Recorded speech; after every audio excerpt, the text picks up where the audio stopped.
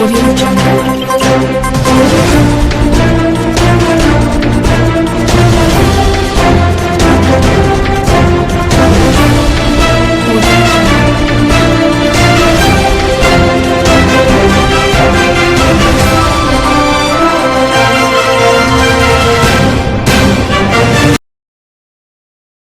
Mesdames, Messieurs, merci de suivre Michapi Voice Télévision, la vision africaine dans le monde pour vous informer.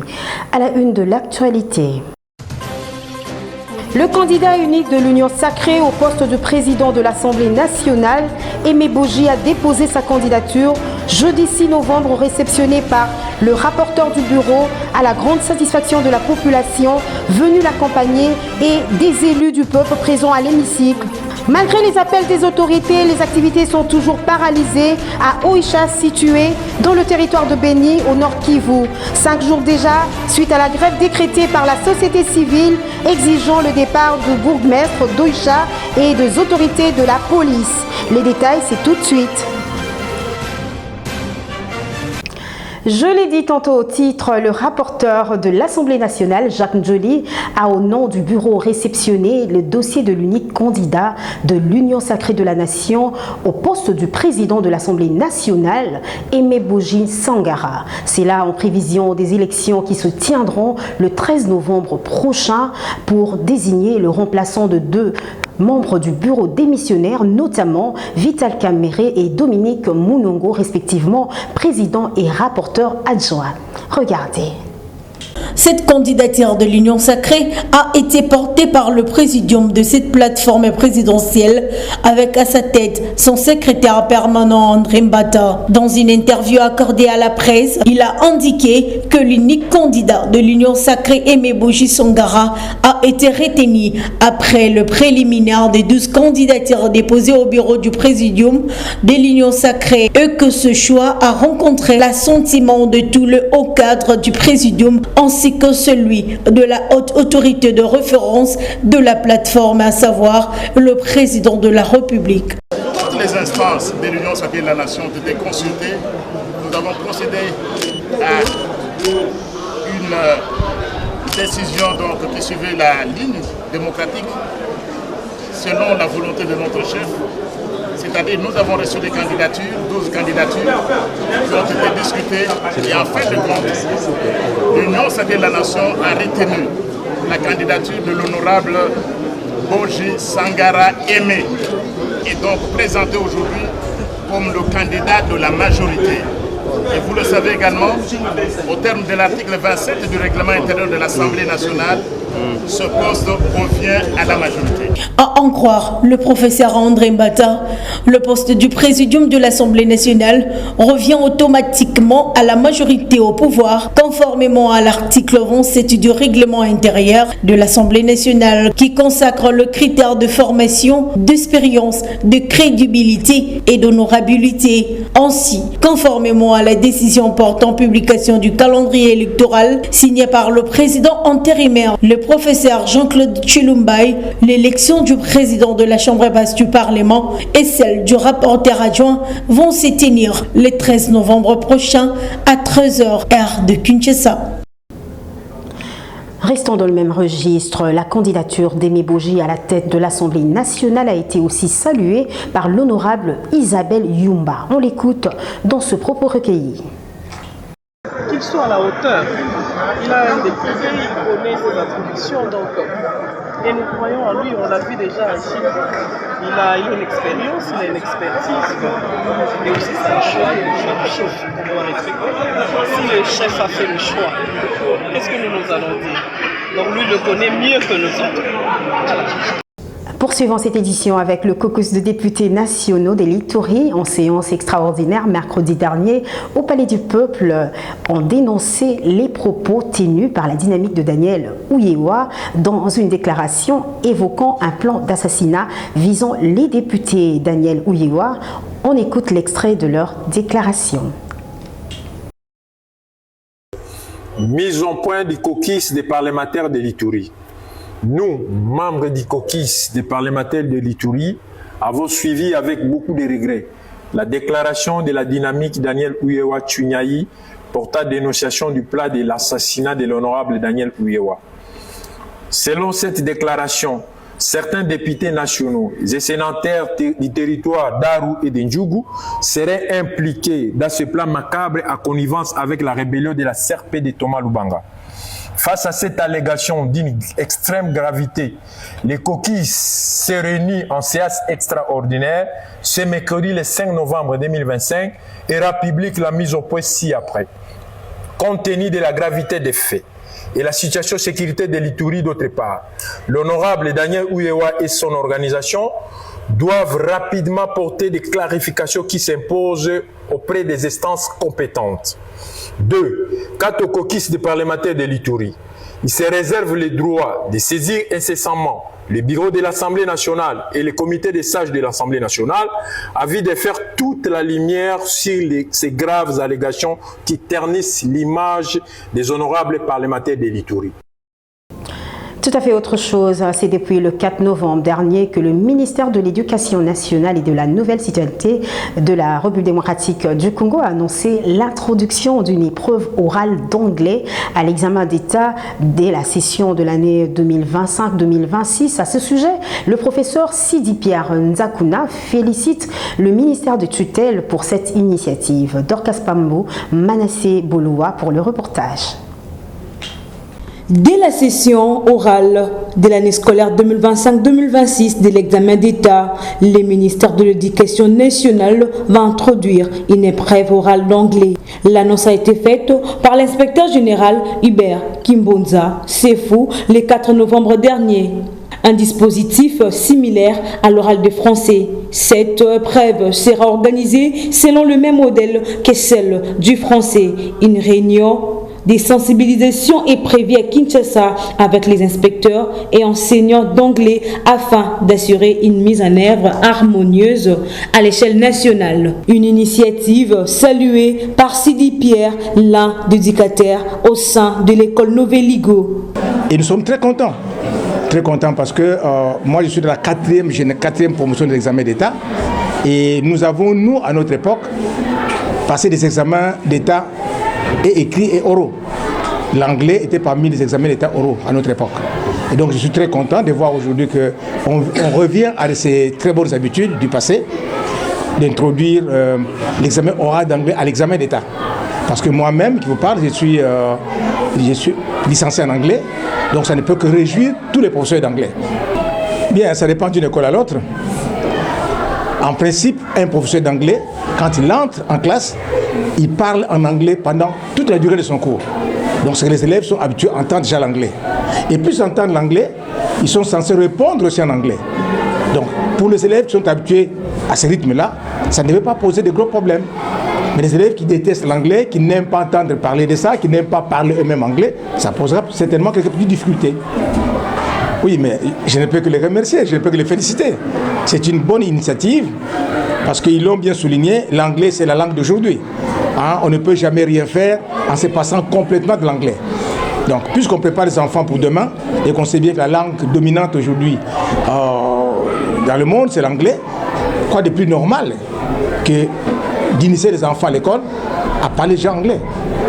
Il y a des écoles ici qui se disent bilingues. Moi, je crois bien qu'il faut maintenant que toutes les écoles, d'une manière ou d'une autre, soient quand même bilingues. Les élèves doivent savoir parler et le français et surtout l'anglais. C'est très important. Donc, je félicite les ministères et les encourage beaucoup dans cette initiative-là, pourvu que l'application soit de rigueur aussi. Merci beaucoup. C'est moi qui vous remercie, maman. Notons que cette innovation s'inscrit dans la mise en œuvre de la loi cadre numéro 14004 du 11 février 2014 qui vise à former des élites capables de contribuer au développement durable du pays et marque une avancée majeure dans la promotion des langues vivantes dans les systèmes éducatifs congolais. Eh bien, parlons à présent de l'utilisation abusive de l'intelligence artificielle par les jeunes élèves et étudiants en République démocratique du Congo, précisément à Kinshasa. Bien que l'intelligence artificielle offre des opportunités d'apprentissage personnalisées, elle est souvent utilisée de manière incorrecte, notamment pour des pratiques de plagiat, affaiblissant ainsi les compétences des apprenants. Christian Tibaka a signé ce reportage. L'usage de l'intelligence artificielle continue de prendre de l'ampleur dans les milieux éducatifs, tant en Europe qu'en Afrique et particulièrement en République démocratique du Congo. Elle permet, entre autres, de personnaliser les apprentissages, d'adapter les cours aux besoins individuels des apprenants et de combler les lacunes éducatives. L'intelligence artificielle permet aussi de suivre des formations à distance, d'accéder à des ressources comme des livres et des articles scientifiques et de mettre à jour les contenus éducatifs à temps réel. Cependant, le danger lié à l'usage abusif de l'intelligence artificielle, notamment chez les jeunes qui l'utilisent pour tricher dans leurs travaux scolaires ou universitaires, effectuent des plagiats, nuit à l'autonomie des étudiants, les rendant dépendants et affaiblissent leurs pensées critiques. Il faut également souligner que, depuis la venue de l'intelligence artificielle dans le milieu éducatif, la culture de la lecture dans les bibliothèques serait en déclin, une situation qui limite la réflexion, la créativité et l'innovation de jeunes. Afin pour éviter une mauvaise utilisation de l'intelligence artificielle, certaines âmes averties estiment qu'il est important que le jeune élève, étudiant, soit formé sur son utilisation correcte et éthique pour maximiser ses avantages tout en évitant les dérives. Abordons dans le même sens pour dire qu'en ce qui concerne toujours l'usage de l'intelligence artificielle dans les milieux éducatifs plutôt congolais, selon Blaise Kinyali, l'intelligence artificielle permet aux apprenants congolais un accès élargi au savoir et cette dernière va ouvrir grandement la porte à l'auto-apprentissage. On l'écoute dans cet élément sonore.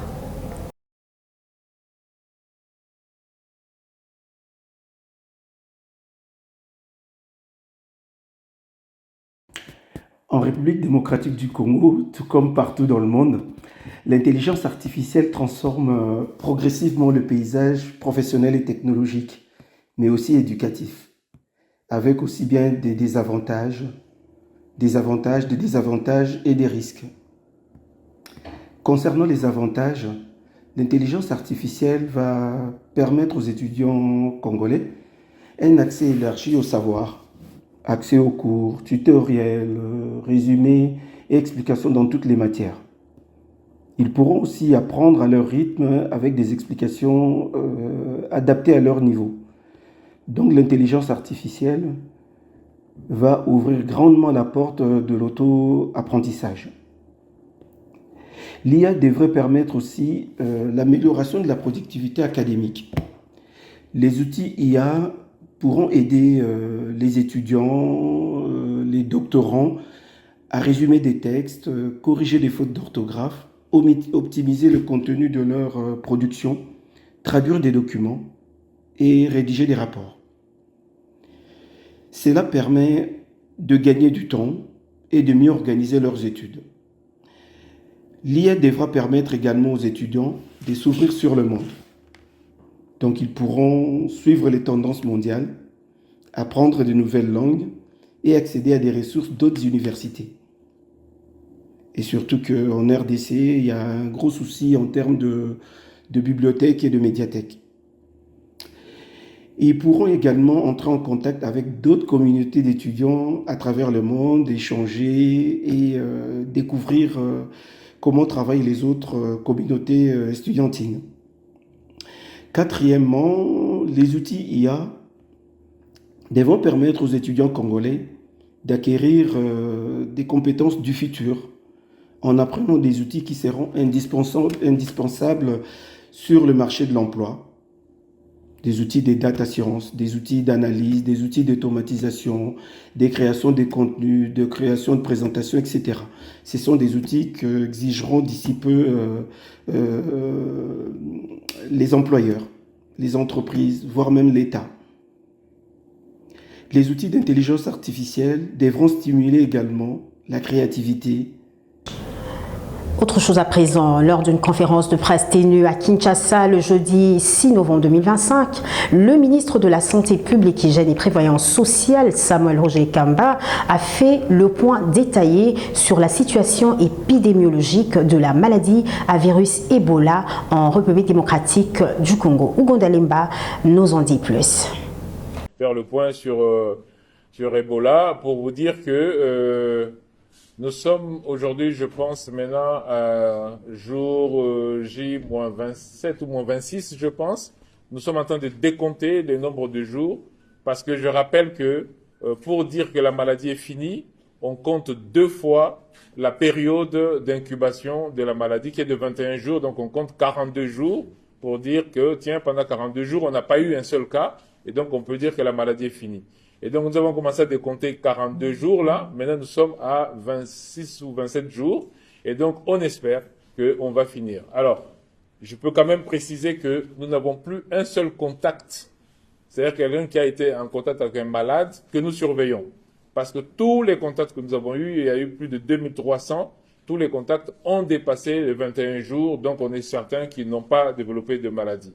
Donc pour l'instant, nous surveillons seulement les alertes qui peuvent venir. Mais toutes les alertes que nous avons eues jusqu'à présent sont négatives. Donc on peut dire que pour Ebola, on peut résumer en disant que premièrement, on est resté dans une seule zone de santé, celle de Boulapé. Nous n'avons pas eu un seul cas en dehors de cette zone de santé. Et dans cette zone de santé, nous avons eu seulement 6 aires de santé dans lesquelles on avait la maladie.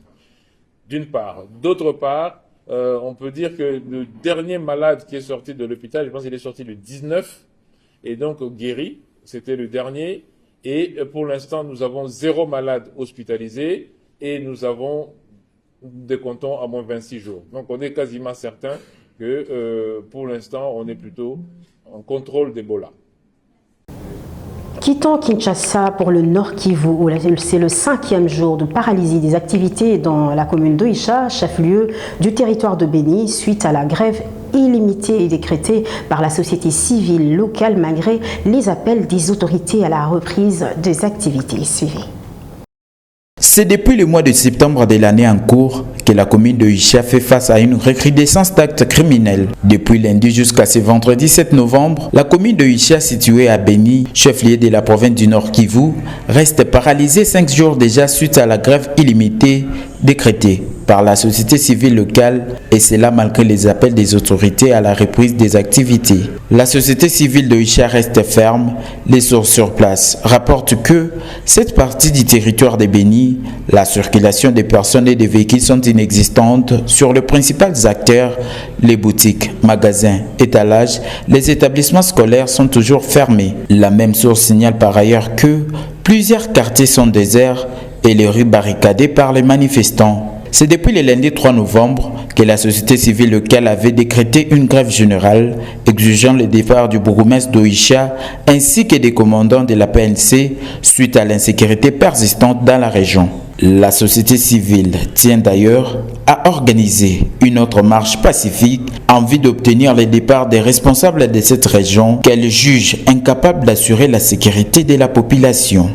La journée internationale de l'écrivain africain est célébrée chaque année le 7 novembre. Cette journée vise à promouvoir la richesse et la diversité de la littérature africaine et à mettre en lumière les défis auxquels sont confrontés les écrivains du continent. Cependant, Dakar accueille la 33e édition de cet événement du 7 au 11 novembre 2025 sous le thème « Littérature et écriture plurielle ». Suivez. C'est une journée consacrée à l'écrivain africain. C'est le Sénégal qui a conjugué de multiples efforts depuis 1992 par l'Association panafricaine des écrivains, en sigle PAWA. Cette association rassemble des écrivains de divers pays afin de renforcer la coopération littéraire qui défend les droits des auteurs. Des hommages mérités sont rendus à l'ancien président du Sénégal, Léopold Sédar Senghor, qui en son temps a montré l'importance du rôle qu'a joué ce poète dans la promotion de la littérature au Sénégal et partout ailleurs. La journée internationale de l'écrivain africain met en valeur la richesse et la diversité des œuvres et des auteurs africains, des contes ancestraux aux romans contemporains. Au travers de ces objectifs, cette journée contribue à renforcer la visibilité des écrivains africains et à soutenir la diversité des voix littéraires du continent, écrites dans les langues locales, en français, en anglais, en arabe et en portugais. Au cours des années, des écrivains africains ont reçu des distinctions prestigieuses comme le prix Nobel de la littérature, prix littéraire, prix Goncourt. La littérature africaine contemporaine connaît un essor important avec des auteurs qui abordent de thématiques variées allant de l'identité à l'exil en passant par les questions de genre et de politique. La République démocratique du Congo comptant un pléthore d'écrivains tels que Zamenga Batukezanga, Antoine Bolamba, Valentin Yves Moudimbe. Aujourd'hui, la RDC a organisé par les éditions Lumumba à l'université de Kinshasa une activité riche en couleurs dédiée aux écrivains.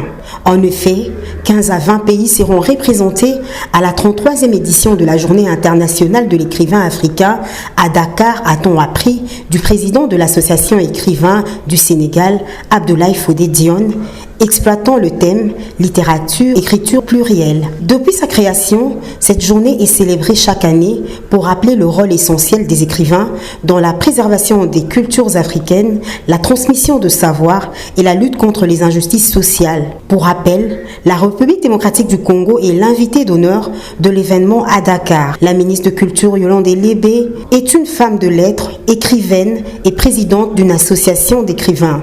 Ceci devrait encourager les générations futures d'écrivains congolais à s'exprimer et à partager leurs histoires.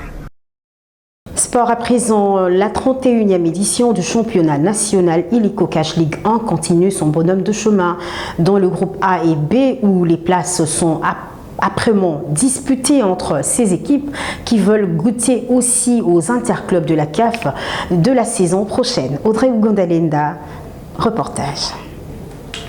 Visiblement, cette 31e édition du championnat national Illico Cash League 1 réserve cette saison du spectacle de haut niveau digne d'un championnat d'élite au grand bonheur du public sportif congolais. Entre les équipes ayant goûté en Afrique qui veulent revenir et les absentes qui veulent retrouver leurs rangs, ainsi que celles qui veulent aussi goûter pour la première fois, aucune équipe n'a l'intention de se laisser faire, comme le démontrent les classements provisoires dans les groupes A et B. La surprise, c'est déjà dans les groupes A où l'association sportive Malolé de Kananga, pour sa deuxième participation dans l'élite du football congolais, est en tête du classement avec 9 points en égalité avec le football club Saint-Eloi-le-Popo qui a retrouvé les goûts de la Ligue des champions africaine 15 ans plus tard. La déception, c'est le tout-puissant Mazembe, absent aux interclubs de la Confédération africaine de football cette saison, qui chute à la 9e place après sa défaite dans les derbys louchois, alors que la révélation de la saison passée, le football club Tanganyika de Kalemi traîne à la 7e place. Les cercles sportifs Don Bosco et les Sa Majesté Sanga Balende, des équipes qui avaient réussi à se hisser au play-off la saison dernière, sont en difficulté cette saison où elles occupent respectivement les 6e et 14e places. Dans les groupes B, absentes aux interclubs de la Confédération africaine de football pour la première fois depuis 17 ans, après une saison 2024-2025 catastrophique, l'association sportive Vita Club affiche clairement ses ambitions de retrouver l'Afrique en Rinacel en tête de ces groupes, où elle est talonnée par les académiciens des Rangers. En revanche, immense déception pour les tenants du titre, le football club Les Aiglets du Congo, qui n'a pas encore enregistré la moindre victoire depuis le début du championnat et se retrouve à la 12e place. De son côté, l'association sportive Maniema Union réalise aussi un début de saison très compliqué où elle est classée à la 11e place du classement.